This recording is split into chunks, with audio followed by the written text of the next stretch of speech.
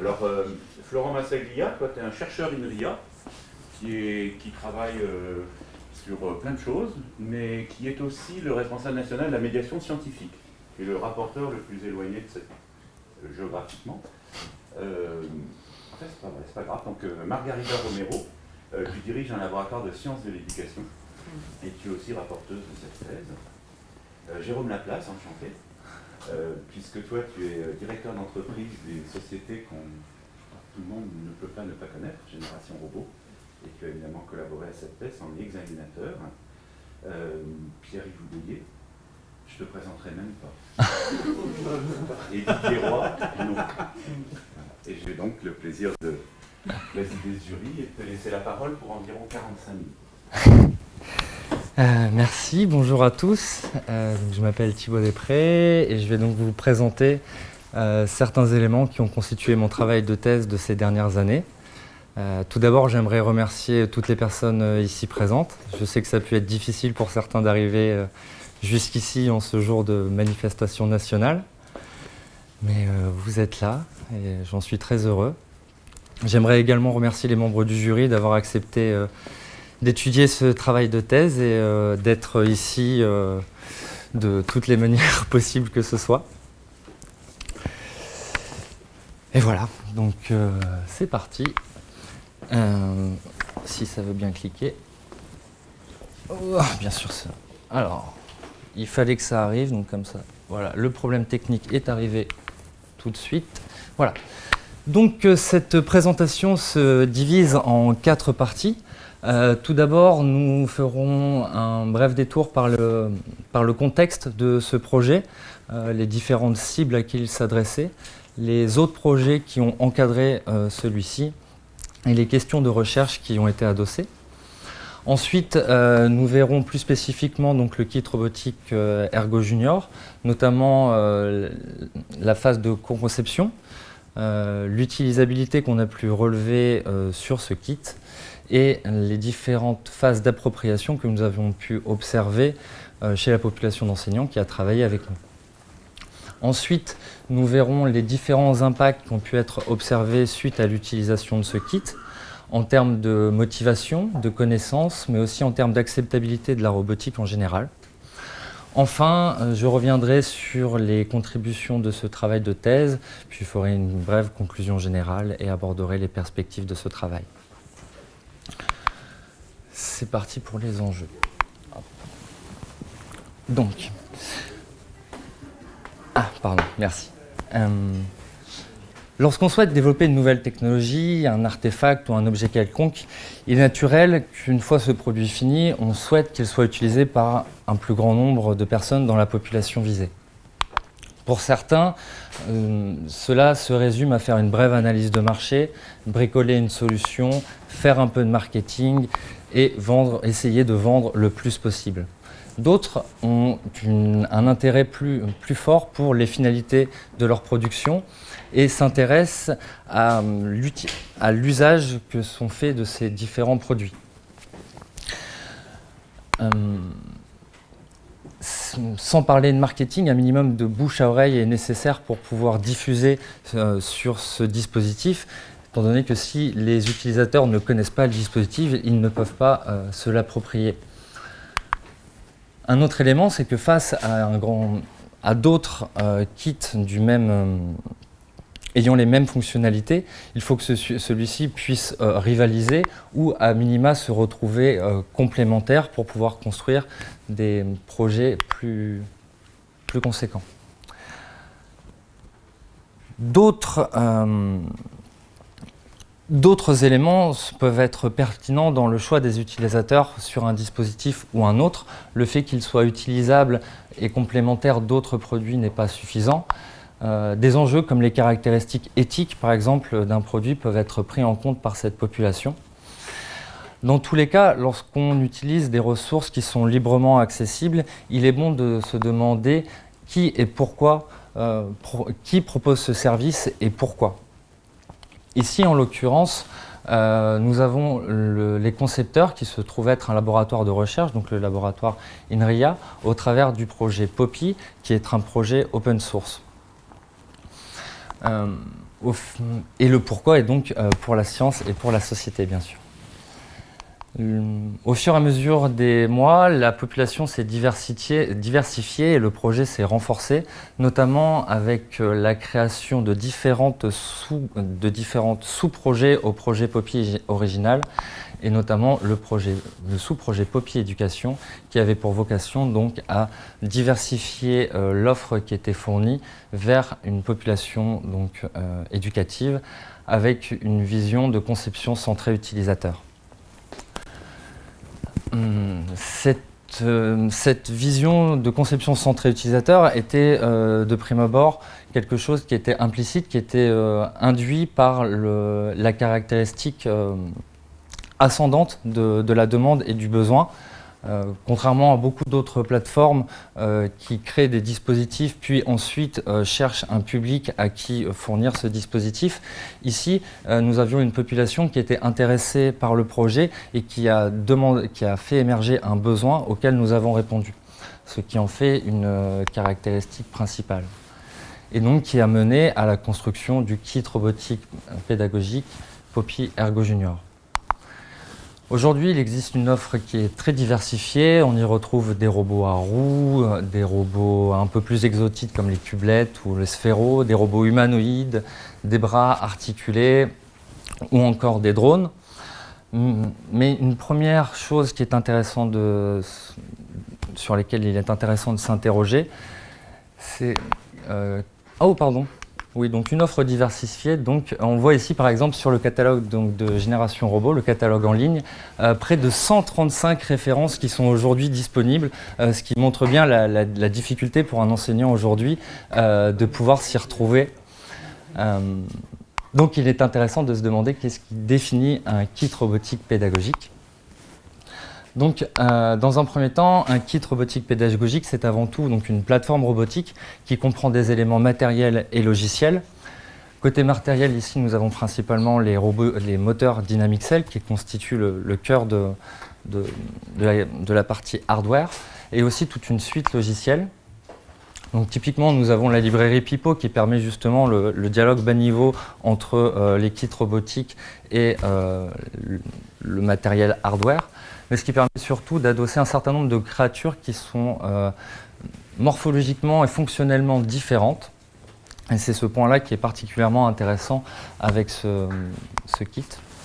Notamment, il permet d'intégrer donc, un simulateur et également un visualisateur. Et surtout, il y a la présence d'une API qui permet de contrôler le robot via différentes interfaces, notamment l'interface principale du robot qui est proposée via un serveur local directement hébergé sur le robot. Donc on voit ici la page principale du robot lorsqu'on s'y connecte. Et de là, deux langages de programmation sont par défaut proposés. Donc le langage de programmation textuel Python et le langage de programmation visuel Snap. Je ne reviendrai pas aujourd'hui sur le potentiel de ces langages de programmation visuels, mais ils sont aujourd'hui un incontournable de l'apprentissage de la programmation et de la robotique. L'autre partie indispensable d'un kit robotique pédagogique, c'est la partie ressources, qui comprend bien évidemment les ressources techniques, donc la documentation et ce genre de choses, mais également des ressources pédagogiques pour permettre aux différents utilisateurs de les aiguiller sur l'usage de la plateforme. Et c'est bien à destination des utilisateurs que ces ressources doivent être développées pour leur permettre un usage de la plateforme. Pour pouvoir utiliser correctement ce dispositif, il faut donc une formation. Elle peut être entre pairs, elle peut être en autonomie via de l'auto-formation, via différents médias ou canaux, mais il y a besoin de se former à l'utilisation de ces technologies. J'en profite pour vous présenter ici donc, le tétraèdre de la pédagogie proposé par Faber en 2003. Je le mets notamment ici pour reprendre un petit peu les mots-clés. Ce qui est intéressant ici, c'est qu'on voit que les différents acteurs, donc apprenants, enseignants, le groupe externe et le savoir, sont reliés dans un environnement virtuel. C'est au sein de cet environnement virtuel que sont fournies les différentes ressources. Donc, le code source hébergé sur la plateforme collaborative GitHub, la documentation technique avec la plateforme Gitbook, la documentation pédagogique au sens du livret qui est fourni directement avec le kit Ergo Junior. Je voulais vous le montrer. Donc directement fourni dans le kit. Nous avons aussi à disposition un forum en ligne, un des principaux lieux d'échange de la communauté où sont relatés les différents problèmes mais aussi les différentes réussites des partenaires de ce projet. Il y a également la plateforme Twitter qui permet aussi une communication sociale entre d'autres membres de la communauté plus étendue et bien également pour prévenir des différents événements et de pouvoir inciter la population générale à s'approprier ces technologies.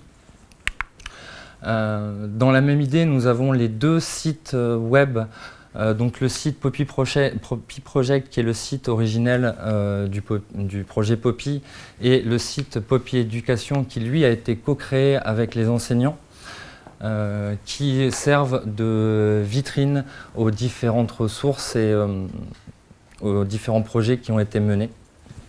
C'est un besoin qui avait été exprimé par les enseignants d'avoir une plateforme qui permet de mettre en valeur les différents contenus qui ont pu être proposés par eux et leurs élèves.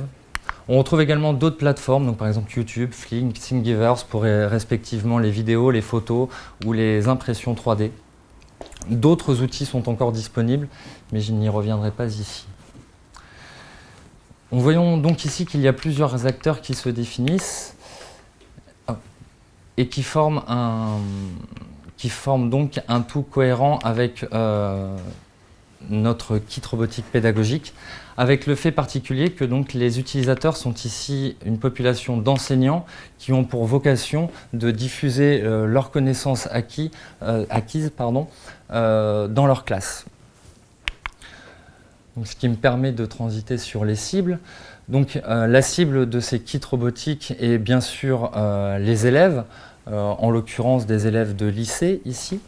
Mais on se rend compte que du coup cette population se retrouve être une cible indirecte étant donné que nous passons par le vecteur des enseignants pour pouvoir diffuser les différentes ressources qui ont été développées.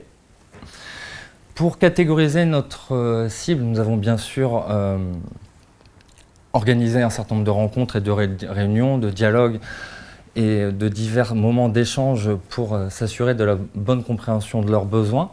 Nous sommes également référés à différents référentiels proposés dans la littérature scientifique ou par l'éducation nationale sur le métier d'enseignant. Côté élèves, nous sommes intéressés au programme. Ici, pour l'illustration, nous pouvons voir les mind maps qu'avait réalisé Stéphanie Mounoir-Poudre sur l'analyse des programmes ICN et ICN, qui étaient à l'époque les deux sections spécialisées en informatique pour l'apprentissage de la robotique. Aujourd'hui, on parle des sections NSI.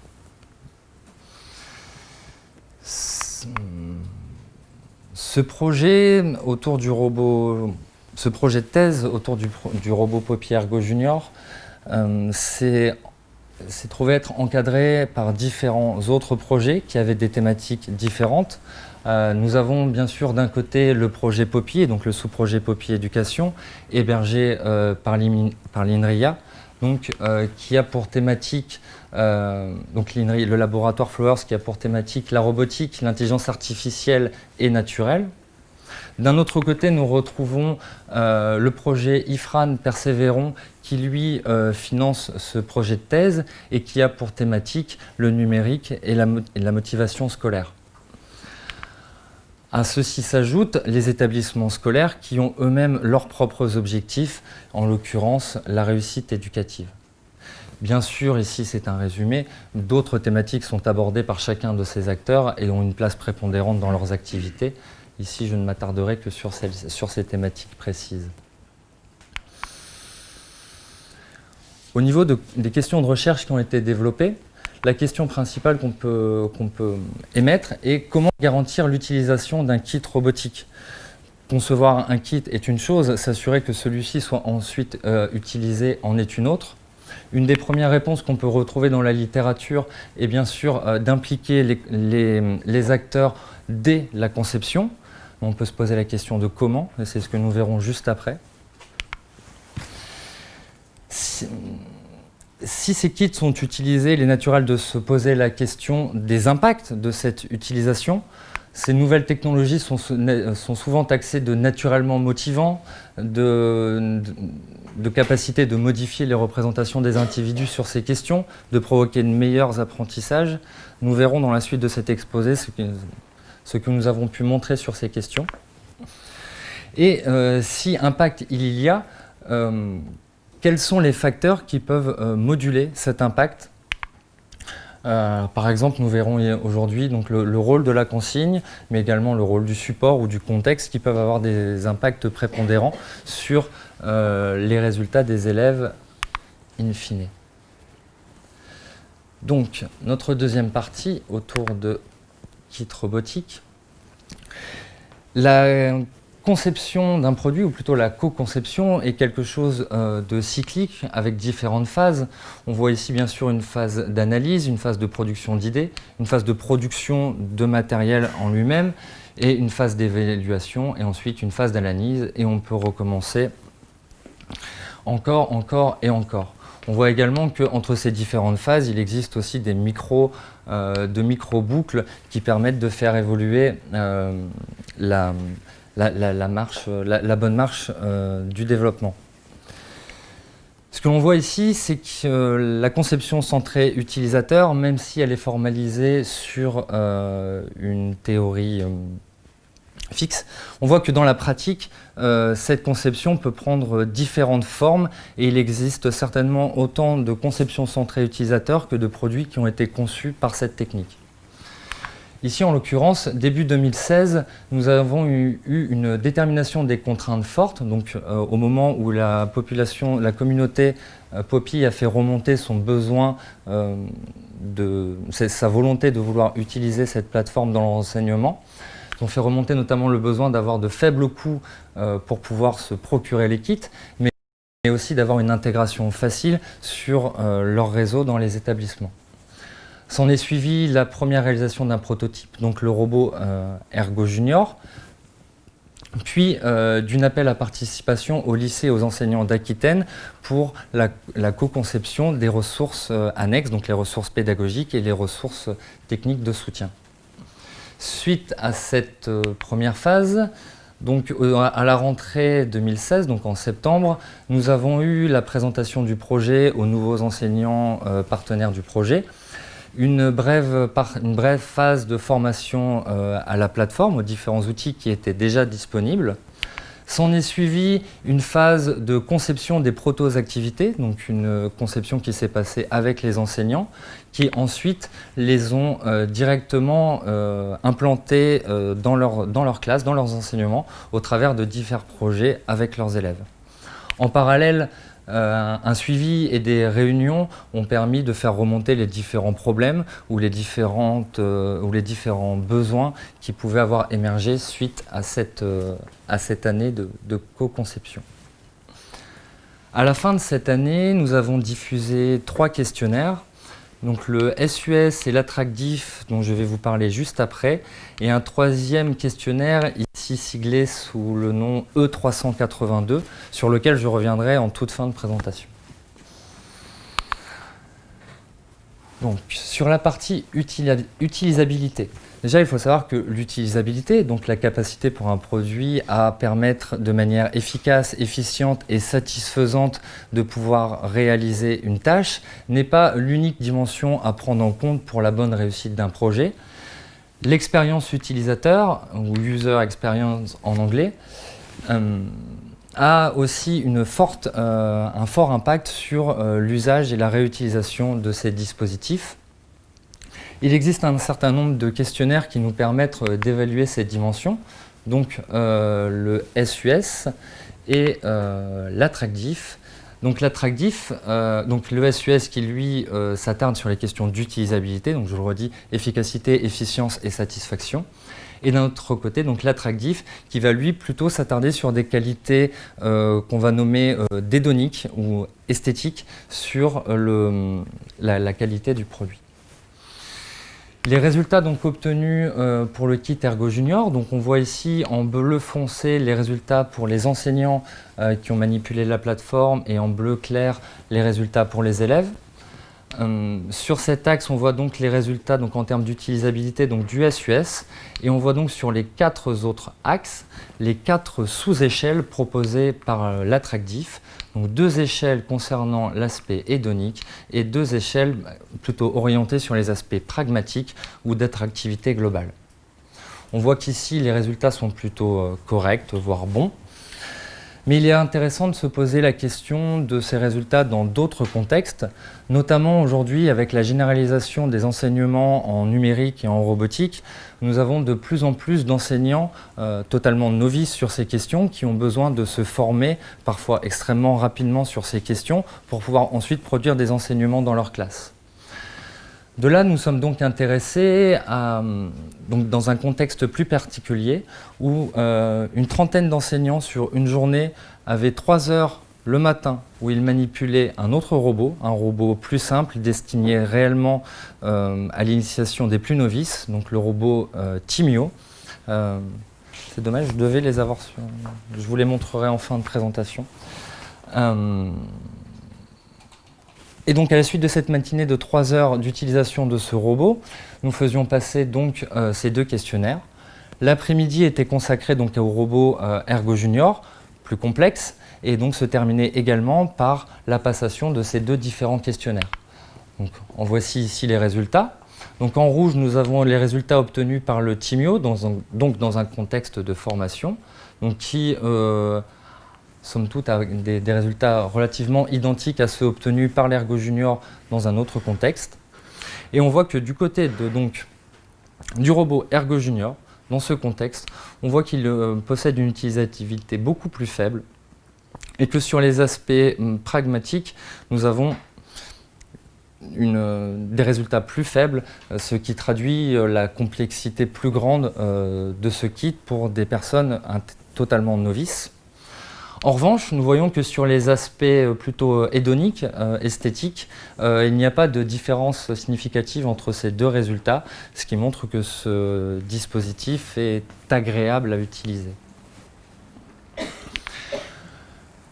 Les auteurs de l'attractif proposent une autre façon de représenter les résultats.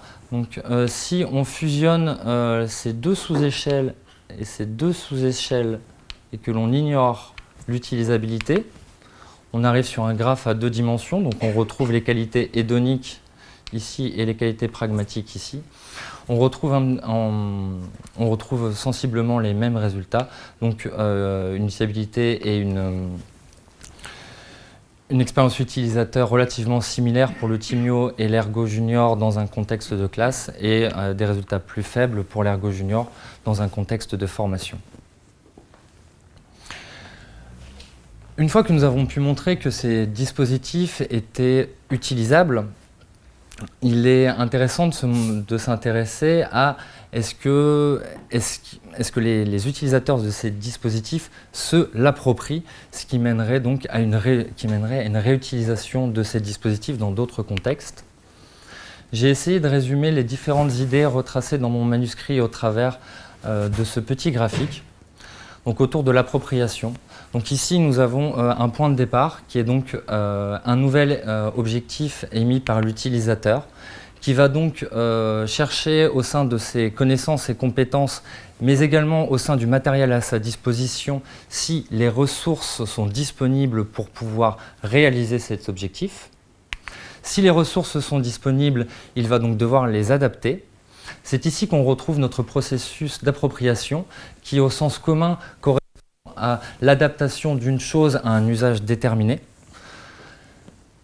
et donc l'adaptation à la réalisation d'un objectif. On peut noter que la réalisation de cet objectif va induire une croissance des connaissances, des compétences, éventuellement du matériel à disposition suivant les adaptations qui ont été réalisées, et éventuellement la mise en place de nouveaux objectifs pour l'utilisateur. On peut se demander également ce qu'il se passe lorsque les ressources ne sont pas disponibles.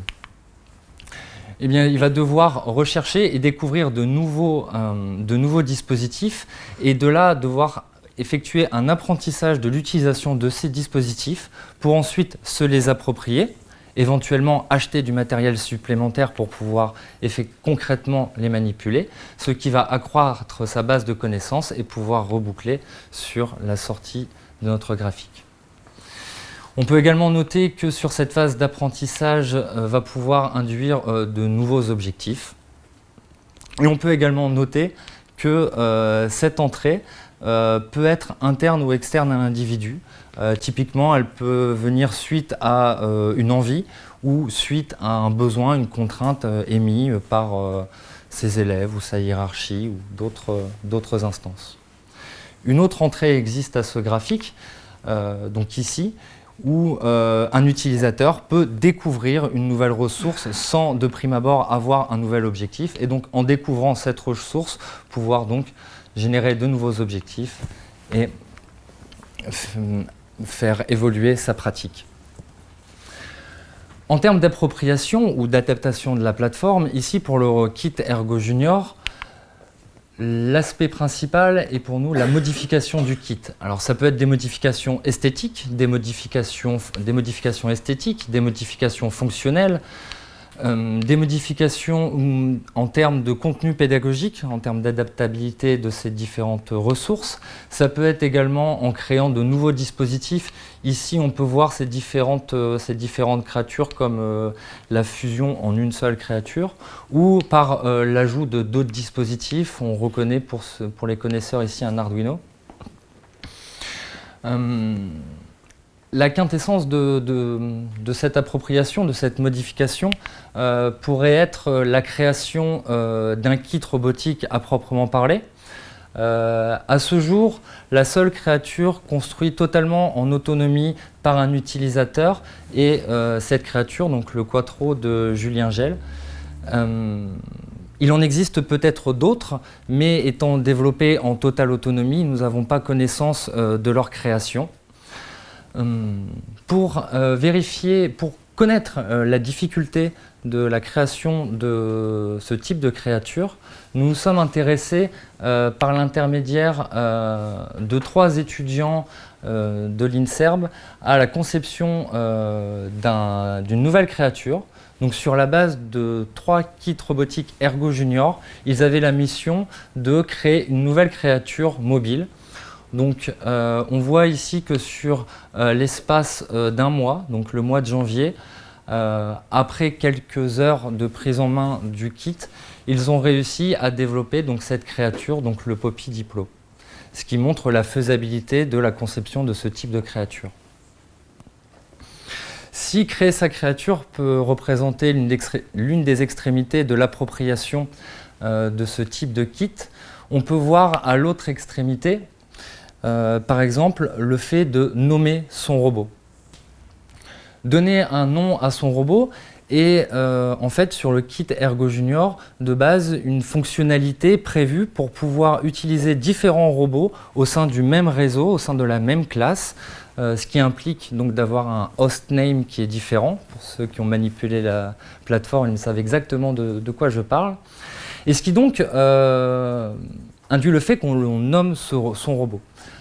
Mais quel impact cela peut avoir, notamment en termes de proximité qu'on peut avoir avec cet objet. Afin d'étudier cette dimension, nous avons mis en place un système, un protocole ingénieux pour évaluer cette proximité. Ici, nous avons utilisé le robot humanoïde et nous l'avons fait mimer des émotions humaines. Alors ici, la peur, ici, la surprise. L'idée était que les utilisateurs visionnaient donc ces différentes émotions qui étaient proposées en vidéo et devaient ensuite noter ces différentes émotions suivant donc une échelle en 5 points. Et donc ici, nous cherchions à savoir si le fait de nommer son robot permettait une meilleure reconnaissance de ses émotions, ce qui traduirait une plus grande proximité avec cet objet. Donc pour cela, nous avons constitué 2 groupes. Un premier groupe qui avait donc dans son questionnaire le nom robot qui revenait à toutes les questions et un autre groupe qui avait non pas le nom robot mais le nom Poppy. C'était l'unique distinction de ce protocole. Donc, autrement résumé, donc, nous avons ici le visionnage des 6 vidéos avec la notation des émotions. Nous avons donc 2 groupes, le groupe qui avait le nom robot et un groupe qui avait le nom Poppy. Afin d'évaluer plus concrètement cette dimension de proximité ou à contrario d'hostilité qu'il peut y avoir sur les robots, nous avons utilisé un questionnaire standardisé, donc le NARS, qui permet donc d'évaluer l'hostilité que peut avoir le public envers la robotique. Et afin d'avoir une première ligne de base pour comparer nos résultats, nous avons également fait passer ce questionnaire en amont du visionnage des vidéos, ce qui fait que nous avions donc ici 4 groupes. Un groupe avec le robot qui avait donc passé le questionnaire en amont, un groupe avec le Poppy qui avait passé le questionnaire en amont, un groupe avec le robot et le questionnaire en aval, et un groupe Poppy en aval. Au niveau des résultats, sur le score de reconnaissance, il est intéressant de voir que dans la condition Poppy, nous avons significativement une meilleure reconnaissance des émotions qui sont mimées, ce qui tendrait à prouver que nommer son robot permet d'accroître la proximité que l'on a avec cet objet. On peut également constater que le fait de passer le questionnaire NARS en amont des vidéos ne semble pas avoir biaisé le score de reconnaissance. Cependant, quand on regarde plus dans le détail les résultats qui ont été obtenus par ces 2 groupes, on voit que passer le questionnaire NARS en amont du visionnage des vidéos supprime cet effet. Cela est sans doute causé par le fait que dans le NARS, l'utilisation du mot robot est présente à quasiment toutes les questions et a donc biaisé les résultats suivants. Au niveau du score au NARS en lui-même, donc notre ligne de base au niveau du NARS, nous voyons qu'elle est nettement supérieure au résultat du NARS obtenu après les vidéos, ce qui tendrait à montrer que les vidéos ont un effet de sensibilisation auprès du public, que le public se retrouve moins hostile à la robotique suite au visionnage. Mais il est également intéressant de remarquer que pour le groupe ayant eu l'appellation Poppy pour le visionnage des vidéos, ce niveau de peur est significativement supérieur à celui du robot Poppy, même s'il reste bien moindre que notre ligne de base. Voilà qui clôture sur la partie appropriation. Une fois que nous avons une technologie où nous avons pu montrer qu'elle était utilisable et que les utilisateurs étaient capables de se l'approprier selon différentes modalités, il est donc intéressant de s'intéresser à l'impact de cette utilisation. Au niveau de la motivation, on voit ici le modèle de Vio, qui se place dans la théorie de l'autodétermination, et donc qui définit différents déterminants sur lesquels nous pouvons jouer, qui vont permettre de moduler le choix de l'élève et de moduler donc sa performance, chose que nous pouvons mesurer. Donc dans les différents déterminants, nous avons donc la perception de la valeur de la tâche, la perception de la compétence de l'élève pour réaliser cette tâche, et nous avons également la perception de la contrôlabilité de la tâche par l'élève. Dans l'expérimentation que je vais vous présenter juste après, c'est sur cette partie de contrôlabilité que nous sommes intéressés. Dans cette expérimentation, où nous testions donc la contrôlabilité d'une activité, nous sommes intéressés à la construction d'un robot. Ici, une autre dérivation du kit robotique Ergo Junior, le kit Dragster. Cette activité était divisée en 2 phases. Tout d'abord une phase de construction, puis une phase d'activité, avec entre les deux une phase de questionnaire. Étant donné que ce qui nous intéressait n'était pas donc la pratique des activités, mais bien la phase de construction.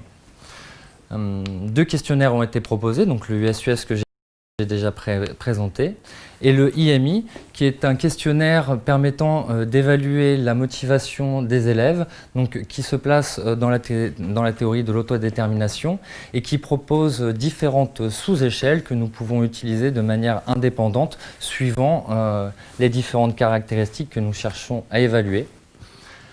Nous avons également relevé le temps de construction de ce kit Dragster.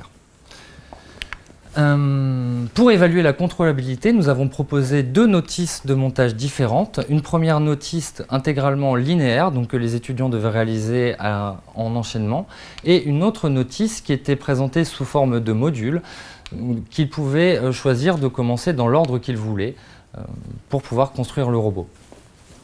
Nous avons donc 2 groupes distincts et nous pouvons donc regarder les résultats. Première constatation, pour le groupe modulaire, nous mettons beaucoup moins de temps à la construction du robot. Ceci s'explique certainement par le fait que la notice étant modulaire, la répartition des tâches est plus facilement mise en place au sein de notre groupe de 3 élèves pour la construction de ce robot, ce qui donc réduit drastiquement le temps de construction. Au niveau de l'utilisabilité, on voit que ces 2 notices ont des résultats relativement similaires. Et au niveau de l'IMI, nous avons choisi 4 sous-échelles. Donc l'échelle qui concerne la perception du choix, une autre qui concerne la perception des compétences, une troisième sur la perception du plaisir lors de la réalisation de l'activité, et une dernière sur l'effort fourni perçu. On note que seul sur l'échelle de choix, nous avons une différence significative, ce qui est exactement ce qui était attendu, puisque c'est sur cette dimension de contrôlabilité, donc de possibilité d'avoir le choix dans la réalisation de l'activité que nous nous étions attardés. Cependant, nous constatons que c'est pour le groupe modulaire que ce choix semble le plus faible.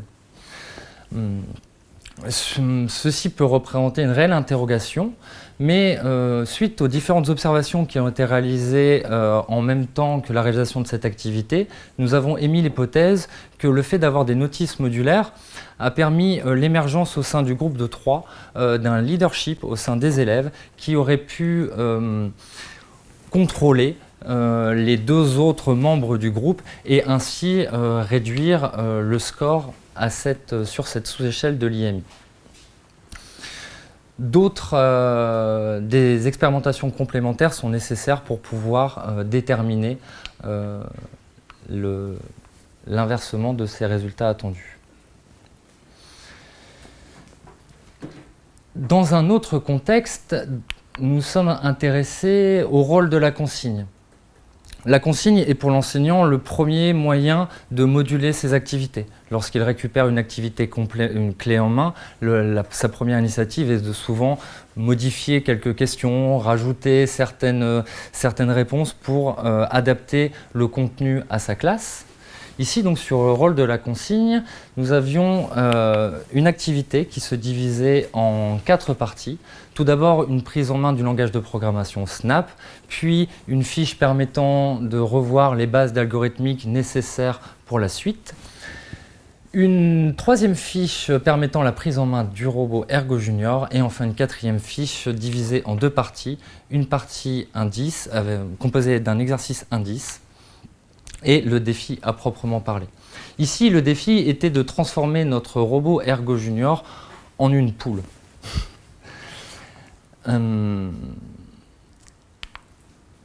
Suite à cette activité, nous utilisions également le IMI avec d'autres sous-échelles, puis également un questionnaire de connaissances pour vérifier que les notions abordées dans les activités étaient bien acquises par les élèves.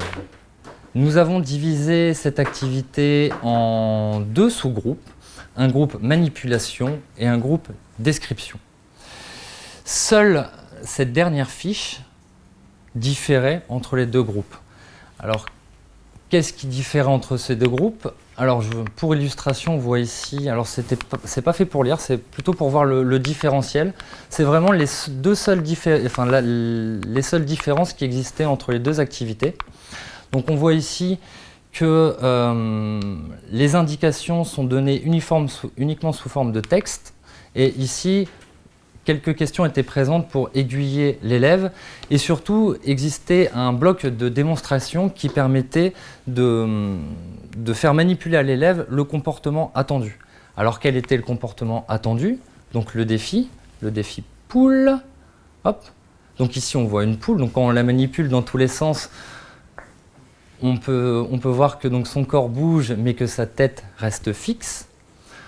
On peut essayer de faire un simulacre de ce comportement avec le robot Ergo Junior. Donc on voit ici en train de déplacer la base et le robot en train d'essayer de compenser cette dérivation. Voilà. Hop. Et donc voici les résultats obtenus pour ce petit défi.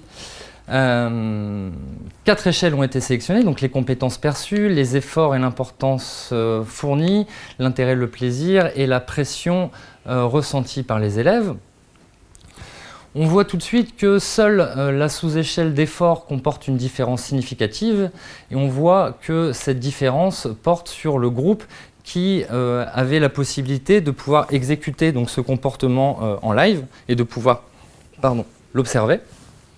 Donc le fait de pouvoir ne pas uniquement avoir accès à cette vidéo pour observer le comportement, mais le fait de pouvoir manipuler le comportement attendu a réduit la perception de l'effort pour ces élèves.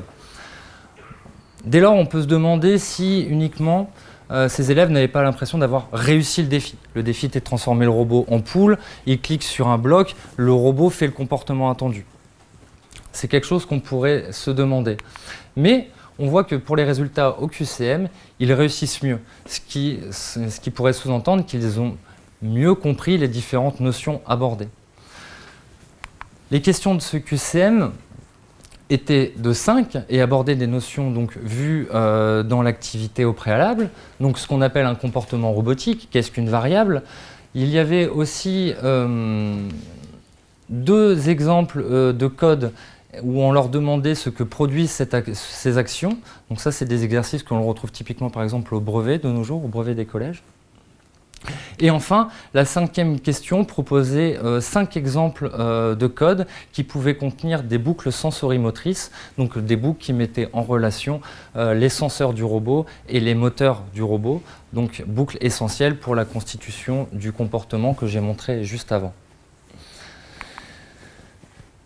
Et donc on voit que sur ces questions, c'est principalement les 2 dernières, donc celles qui portent sur la boucle sensorimotrice, donc vraiment celles qui portent sur les notions indispensables sur le défi à réaliser, qui ont porté une vraie différence sur la réussite des élèves, ce qui tendrait à montrer que donc, la manipulation de ce type d'exercice est beaucoup plus favorable à la bonne compréhension des notions engagées dans ces activités. Plus généralement, on peut se demander s'il n'existe pas une relation entre les connaissances et les usages. Ici, j'ai essayé de représenter, sur la base des informations fournies dans mon manuscrit, les 3 profils que j'avais définis.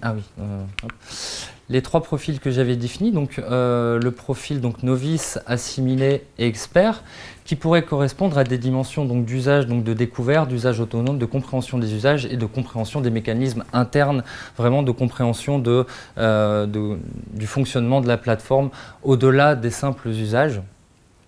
On voit ici, par l'intermédiaire de ces autres formes, les différentes trajectoires individuelles qui pourraient émerger sur ce graphique et qui permettent d'illustrer une certaine relation entre la diversité des usages relevés et les connaissances emmagasinées par les utilisateurs. Si ces robots sont utilisables et qu'ils permettent une appropriation et qu'ils ont un impact en termes pédagogiques, on pourrait également se demander s'ils n'ont pas un impact sur l'acceptabilité générale. Je vais dépasser.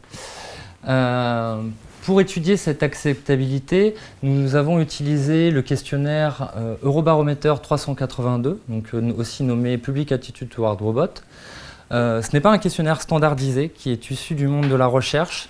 C'est un questionnaire qui a été proposé par un organisme européen qui diffuse régulièrement des dizaines de questionnaires au travers toute l'Europe.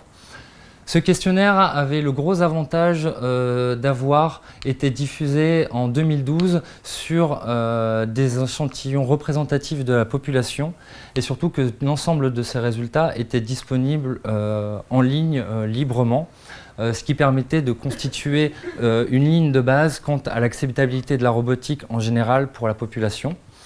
Et donc, nous l'avons réutilisé en 2017, donc à la fin de cette première année de co-conception, sur les 68 élèves qui avaient pratiqué des activités avec l'Ergo Junior, mais également auprès de 146 élèves qui n'avaient pas pratiqué de telles activités, pour pouvoir constituer une ligne de base actuelle de ces résultats.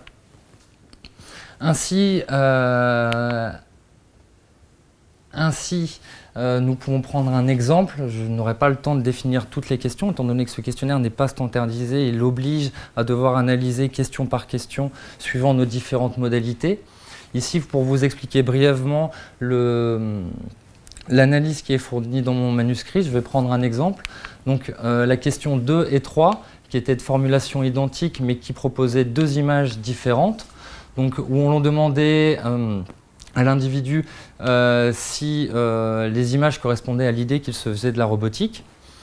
Au niveau des résultats, nous obtenons ce type de graphiques qui sont extrêmement riches, notamment pour les élèves qui ont pratiqué des activités. Nous avons divisé leurs pratiques selon 17 modalités.